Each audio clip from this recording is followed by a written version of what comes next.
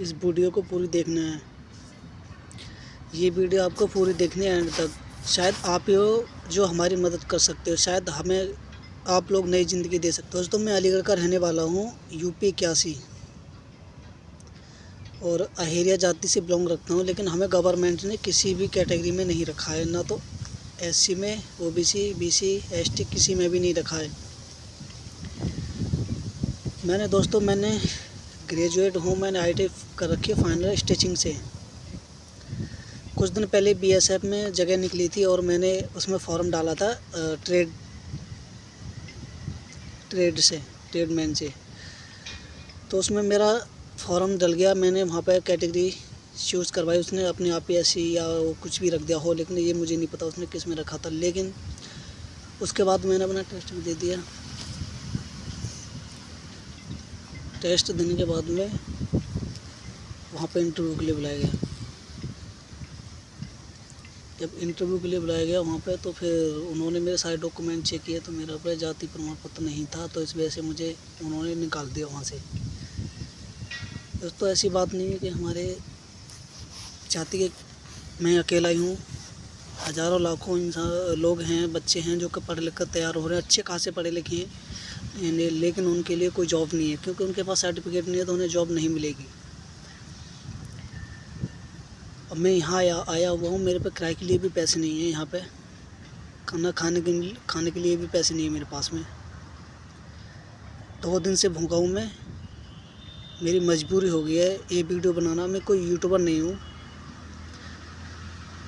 और मेरी first video है, और मेरे दिल में आया कि शायद सोशल मीडिया का थोड़ा बहुत सहारा लिया जाए। शायद आप लोग ही हो जो हमें इस चीज़ से निकाल सकते हो बाहर, क्योंकि केंद्र सरकार के वो लोग हमारी नहीं सुनवाई दे रहे हैं। कुछ दिन पहले ही अलीगढ़ तहसील कोल में और लेखपाल के पास में गए हुए थे, और वहाँ पे उसने बोल दिया था कि हमारे हाथ में नहीं है ये चीज़ें, केंद्र सरकार के हाथ में ये चीज़ें सारी, अगर वहाँ से अलाउ हो जाएगा तो हम भी कर देंगे। लेकिन उसकी भी गलती नहीं थी, क्योंकि जब केंद्र सरकार ने अलाउ नहीं किया है तो वो कैसे ही अलाउ कर देगा इस चीज़ को।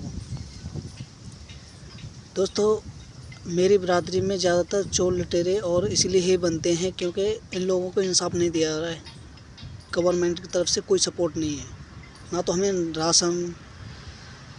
राशन और ना कोई भी, मतलब ये गवर्नमेंट की तरफ से कोई भी सुविधा होती है, हमें तो किसी चीज़ में कोई फ़ायदा नहीं है, हमें कुछ नहीं मिलता है। हम तो अपने हाथ पैर हैं तो हम कर सकते हैं, पेट भर सकते हैं। दोस्तों, लेकिन एक बात और तुम्हें जाननी होगी इस चीज़ के बारे में, कि हम लोगों ने, ये पहली कोशिश नहीं है, ये कई तीसरी पीढ़ी है मेरी। ये पढ़ लिख कर बैठ जाते हैं, और हम काफ़ी कोशिश करते हैं कि शायद अगले कोई आएगा मुख्यमंत्री या प्रधानमंत्री, शायद उसमें सलूशन हो जाएगा। ये सरकारें शुरू से आ रही हैं, उन्होंने हमें किसी भी कैटेगरी में नहीं रखा है। सोचने वाली बात यह है कि फिर ये लोग कहते हैं कि आतंकवादी कहाँ से आए। दोस्तों, ये लोग, हम मुस्लिम थोड़े ही हैं, मैं मुस्लिम थोड़ी हूँ, मैं हिंदू हूँ, और हिंदू को ही इंसाफ नहीं दिया जा रहा हिंदुस्तान के अंदर। है ना नाइंसाफ़ी की बात है।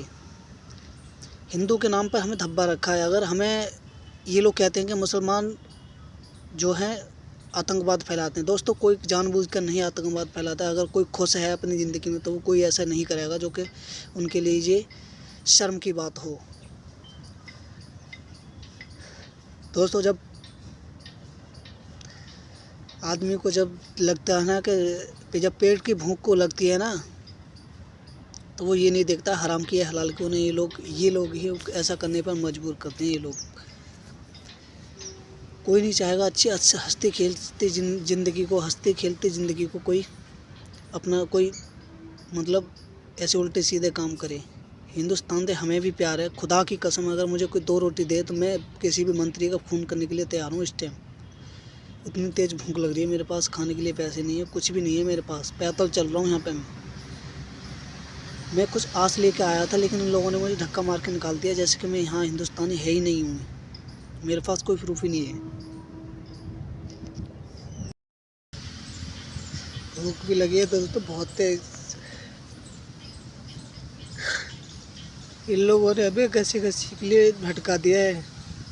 एक एक निवाले के लिए भटका दिया है। फिर ये लोग कहते हैं कि ऐसे करें वैसे करें। दोस्तों कोई जानबूझ कर नहीं कहता ऐसे कम, ये लोग कर मजबूर कर देते हैं इतना कि ऐसा करने पर हमें। मैं 2 दिन से पैदल चल रहा हूँ, यहाँ मुझे काफ़ी ठंड लग रही है यहाँ। और मेरे पास इतने पैसे नहीं है, खाने के लिए पैसे नहीं है, तो मैं किसी जगह पे कैसे किसी रूम में टिक सकता हूँ किसी के पास में। दोस्तों आप लोग मैं ख़ास तौर से बड़े यूट्यूबरों से कह रहा हूँ, यूट्यूबर जो हैं, सोशल मीडिया वाले हैं, जो कुछ भी, दोस्तों इस वीडियो को ज़्यादा से ज़्यादा शेयर करें ज़रूर। ये केंद्र सरकार तक वीडियो जानी चाहिए। ये लोग हमारी मजबूरी का फ़ायदा उठा रहे हैं।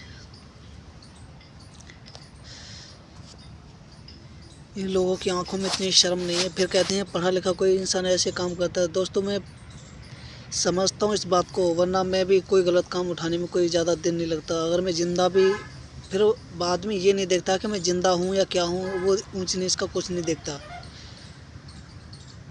फिर तो वो पेट के मेरी मजबूरी आप इस चीज़ से समझ सकते हो। मेरी मजबूरी इतनी है कि किसी बच्चे को खिलौनों की दुकान पर खिलाया जाए,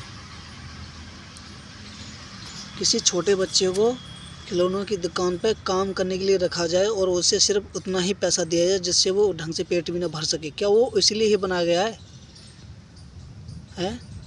कोई पढ़ लिख कर करेगा, वो ज़्यादातर करेगा किसी मिलिट्री में, या फिर कोई एंकर, या फिर कोई इंजीनियर, डॉक्टर ये बने। दोस्तों मेरे डैड 2012 में एक्सपायर हो गए थे, तब से मैंने खुद से कमा कर पढ़ाई लिखाई किया और यहाँ तक पहुँचा, और यहाँ के रिजल्ट आया कि मुझे यहाँ पे धक्के मार कर निकाल दिया। मेरे पास कोई प्रूफ नहीं है। लोगों ने बहुत मजबूर कर दिया हमें ऐसा करने पर। हम ये नहीं चाहते हैं कि हम कोई गलत काम करें, हमें सिर्फ इंसान मिल जाए। दोस्तों ज़्यादा से ज़्यादा इस वीडियो को शेयर ज़रूर करो, क्योंकि मैं सिर्फ आप लोगों के भरोसे हूँ। ख़ासतौर से यूट्यूबरों से बात कर रहा हूँ। दोस्तों मैं आपको परमिशन दे रहा हूँ कि आप इस वीडियो को ज़्यादा से ज़्यादा वीडियो को शेयर करें और अपनी वीडियो पर इस वीडियो को चलाएं, ताकि केंद्र सरकार तक ये बातें पहुंच जाए।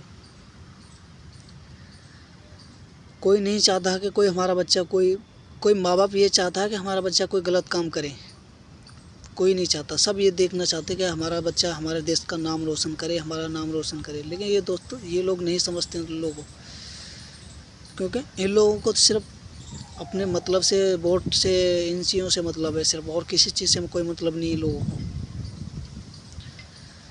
मैं कोई अनपढ़ नहीं हूँ, मैं भी एक ग्रेजुएट हूँ, लेकिन मैं यहाँ दाने दाने के लिए मोहताज हो रहा हूँ। और यहाँ पे मुझे शर्मिंदगी महसूस करनी पड़ रही है, क्योंकि मैं एक हिंदुस्तानी में, कोई ये ना सोचे कि मैं मुसलमान हूँ।